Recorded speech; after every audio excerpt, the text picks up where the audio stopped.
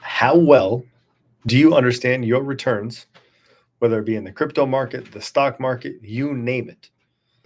I speak to people all the time. I get a chance to sit down, go over their finances, see what they're really working with. And unfortunately, the numbers we hear are not always what actually matches the paper. Now, I don't know about you, but I want to make sure that I understand not only what I'm earning in returns, but I want to make sure the numbers that I'm being told are the real numbers. That we're playing a board game or we're playing any kind of game.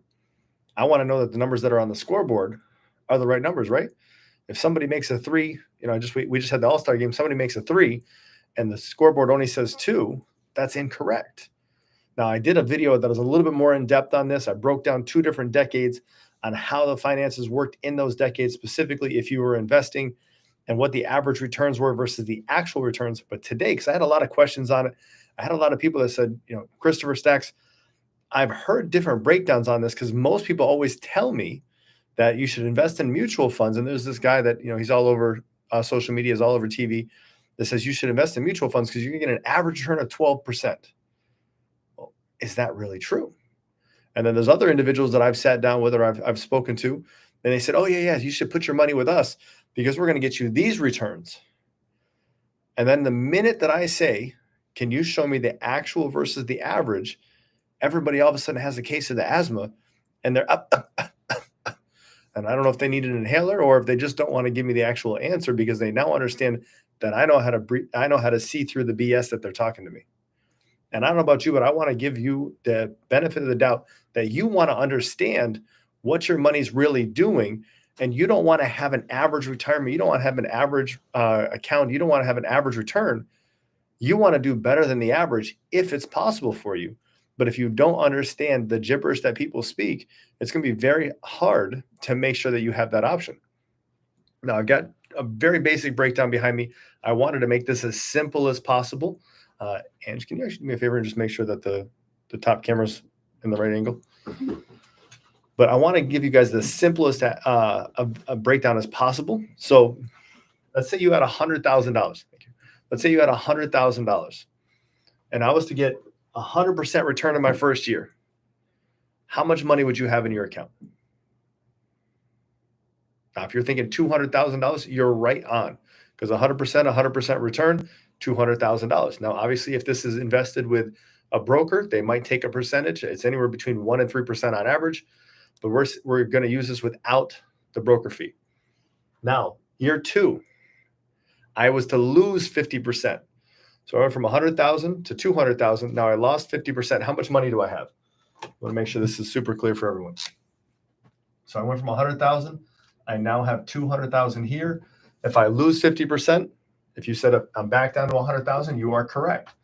So definitely, hopefully, I have no broker fees, right? Now, year 3, I was to gain 100% again. I'm back up to $200,000. We're doing good. Now, year 4, what if I was to lose 50% again? I'm all the way back down to $100,000. Now, the struggle that I have when especially advisors tell you, oh, the market's average this, just throw your money in and over this amount of years, if you did the same amount of number, you did the 10% average return over this many years, this is how much money you're going to have. It doesn't work that way. Yes, it's an easy, dollar cost averaging and all this. And if you do it, you're going to have more money than not.